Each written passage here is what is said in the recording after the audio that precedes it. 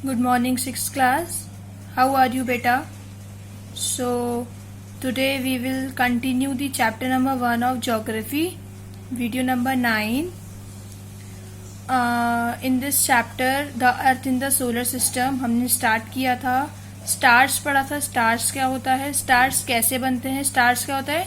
Huge balls of burning gases, है ना. फिर हमने पढ़ा था गैलेक्सीज क्या होता है. गैलेक्सी को हम मिल्की वे और आकाश गंगा भी बोलते हैं.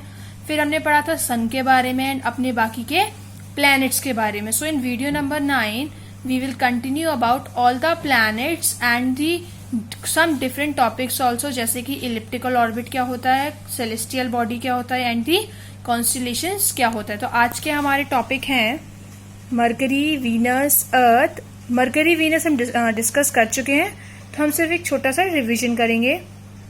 अर्थ, Mars, Jupiter, Saturn, Uranus and Neptune, ये आपके पहले प्लैनेट्स हम डिस्क्राइब करेंगे. इसके बाद हमारे कुछ 3 डिफरेंट टॉपिक्स हैं, that is elliptical orbit, celestial bodies and the constellation. So one by one we will start. Till now open your books. उसे मैंने आपको बताया था मरकरी को हम बुध भी बोलते हैं और इसका जो टेम्परेचर होता है डे टाइम में वो 47 डिग्री सेल्सियस होता है और रात होते होते इसका टेम्परेचर इतना ज्यादा हो जाता है -183 डिग्री सेल्सियस, है ना. ये जो मरकरी पूरे बाउल की शेप में होती है और एस्टेरॉइड्स और प्लैनेट्स के हिट करने से हमारा मरकरी बनी थी. वीनस को हम शुक्र भी बोलते हैं बेटा. शुक्र it has a thick layer of carbon dioxide. Carbon dioxide की एक थिक लेयर है जिसकी वजह से ये बहुत ही ज्यादा हॉट प्लैनेट है, हॉटर देन मरकरी. ये मरकरी से भी ज्यादा हॉट है. मैंने आपको बताया था सारे प्लैनेट्स वैसे ईस्ट टू वेस्ट रोटेट करते हैं, बट वीनस है जो ईस्ट टू वेस्ट करता है, बाकी वेस्ट टू ईस्ट करते हैं. फिर मैंने आपको बताया था सन के लिए कि सन का टेम्परेचर 6400 केल्विन आउटर सरफेस का टेम्परेचर है ना. और ये कितने डिस्टेंस पे है? 150 मिलियन किलोमीटर्स के डिस्टेंस पे है. फिर मैंने आपको बताया था कि इसमें काफी सारा ब्राइटेस्ट प्लैनेट है और इसका जो वीनस का क्रस्ट है वो सॉफ्ट होता है काउंटलेस की वजह से उसके अंदर लावा बस्ट आउट होता है. नेक्स्ट हमने बोला था आज हम स्टार्ट करेंगे मेनली अर्थ से. अर्थ हमारा एक यूनिक प्लैनेट है. क्यों? क्योंकि इसी के अंदर सिर्फ लाइफ पॉसिबल है, क्योंकि अर्थ के अंदर ही सरफेस अवेलेबल है. Our Earth is a unique planet. It revolves around the sun. Sun के अराउंड रिवॉल्व करता है. In size it is the 5th after Jupiter. अगर साइज की बात करें तो ये जुपिटर के बाद आता है. Jupiter, Saturn, Uranus and Neptune, but it is the 3rd planet from the sun and the Mercury and Venus. लेकिन अगर सोलर सिस्टम के अकॉर्डिंग देखें हम तो ये हमारा 3rd प्लैनेट होता है मरकरी, वीनस और सन के बाद. Then the shape of earth is like sphere and flattened at the poles. जो हमारा अर्थ का सरफेस है वो स्फेयर के टाइप में है और उसका जो फ्लैटेंड है पोल्स पे. So scientist has described it as geoid with names of Earth like shape. फिर साइंटिस्ट ने इसका नाम एक गियोइड नाम दिया जिसका मतलब होता है अर्थ like shape. It appears blue in colour. ये ब्लू इन कलर है. दिस इज बिकॉज ये ब्लू क्यों है आप सबको पता है. 71% से भी ज्यादा हमारा पोर्शन है जो वाटर से कवर है, इसीलिए जो अर्थ का मेनली कवर हम बाहर से देखते हैं वो ब्लू कलर का होता है. This is because the presence of water on the 2/3 surface of the earth. मतलब 2/3 सर्फेस में हमारा वाटर कंसिस्ट है. It is therefore called a blue planet which surrounds all types of life. इसको हम blue planet भी बोलते हैं क्यों? क्योंकि इसके अंदर लाइफ पॉसिबल है. How unique our planet is? There are some favorable conditions to support life on it. कि हमारा यूनिक प्लैनेट क्यों है इसके रीजंस देखिए. The earth is an essential element like carbon, hydrogen, nitrogen and oxygen. अर्थ के अंदर ये सारे एलिमेंट्स पाए जाते हैं. कौन कौन से? Carbon dioxide, hydrogen, nitrogen and the oxygen, जिसकी वजह से लाइफ पॉसिबल है. It is compose of land and water, so it has right kind of temperature. इसके अंदर लैंड भी है और वाटर भी है, जिसकी वजह से इसका जो टेम्परेचर होता है that is normal temperature. What it. Then third, the Earth has a protective blanket of ozone around it. Earth के पास एक प्रोटेक्टिव ब्लैंकेट है जिसकी वजह से हमारे पास डायरेक्ट सनरेज नहीं आती हैं और उस लेयर को हमने नाम क्या दिया है? Ozone layer. फोर्थ है, the Earth has favourable environment conditions for origin and survival of various forms of life.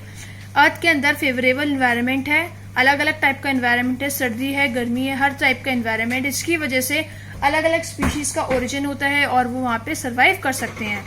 Fifth है the rotation of earth on its own axis keeps the extremes of temperature between day and night with in the tolerable limits. मतलब जब हमारा earth rotate होता है अपनी axis पे तो उसका टेम्परेचर डे और नाइट का एकदम कन्वर्टेबल होता है। अब ये हमारा जो टॉपिक है वो इलिप्टिकल ऑर्बिट है, ये मैं आपको अभी स्टार्ट कर देती हूँ। Earth also revolves around the sun in its orbit, the axis of earth is tilted to its orbit is an angle of 23 degree. मतलब हमारा जो अर्थ है 23 डिग्री पर हमारा हल्का सा टिल्टेड है, झुका हुआ है ना। Revolution around the sun and the tilt in the axis of earth also gives the formation of season.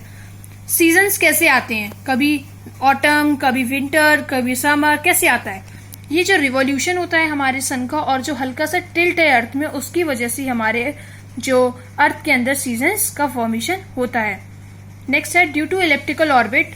ये हमारा सीजन्स का बहुत ही इंपॉर्टेंट पैराग्राफ है, आपको बहुत अच्छे से क्लियर होना चाहिए। Due to the elliptical orbit, the Earth is not always at the same distance from the Sun. When northern hemisphere is tilted towards the Sun, it is summer there.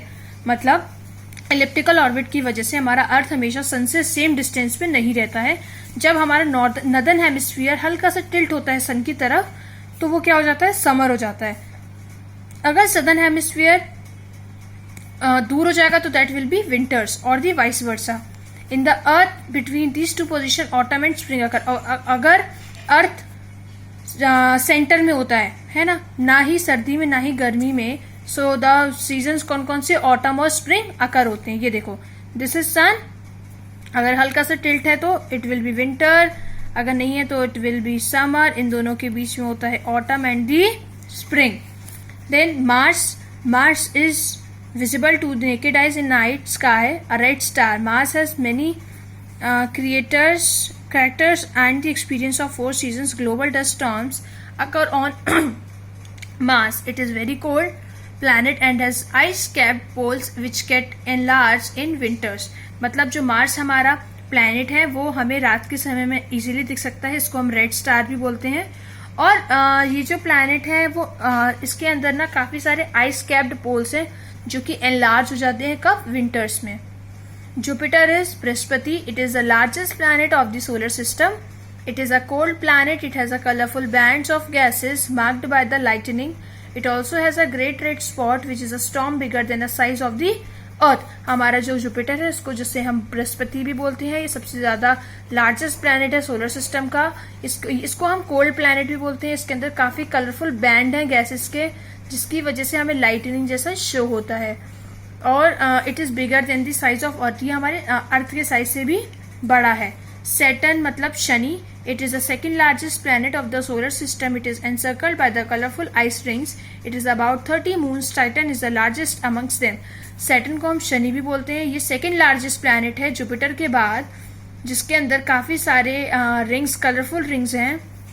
इसमें 30 moons हैं around, जिसमें से सबसे बड़े moon का नाम क्या है, टाइटन। क्या नाम है, टाइटन। नेक्स्ट है हमारा यूरेनस। यूरेनस को हम अरुण भी बोलते हैं। It is the third largest planet of the solar system and can be seen through a telescope. It was discovered in 1781 by an English astronomer William Herschel. Uranus को हम अरुण भी बोलते हैं और ये हमारा थर्ड लार्जेस्ट प्लैनेट है। Jupiter Saturn के बाद आता है यूरेनस। इसको हमने टेलीस्कोप से देखा था 1781 में। इंग्लिश के एस्ट्रोनॉमर विलियम हर्शेल ने इसको सबसे पहली बार टेलीस्कोप में देखा था। नेपच्यून आता है Varun. It was discovered in 1846 by the Urbain Le Verrier, a French astronomer. और हमारे नेपच्यून को किसने सबसे पहली बार देखा था टेलीस्कोप से, that was the French astronomer, उसका नाम था यूरेबियन लेवरी। और ये 1846 में इसको हमने इन्वेंट किया था। इन 1989 it was revealed bye a Voyager 2 that Neptune is a blue icy planet and fierce winds blow over there। मतलब फिर 1989 में क्या हुआ था, वॉयेजर करके एक साइंटिस्ट थे जिन्होंने बताया था कि नेपच्यून हमारा ब्लू आइसी प्लैनेट है। क्यों, क्योंकि इसमें फियर्सी जो विंड होती है वो वहां पर फ्लो करती है। और नेक्स्ट टॉपिक है हमारा सेलेस्टियल बॉडीज। सेलेस्टियल बॉडीज होता है बेटा आपका नेचुरल सैटेलाइट। नेचुरल सैटेलाइट क्या होती है हमारी, moon. Moon are the bodies which revolve around the planets, the Earth, the only one moon।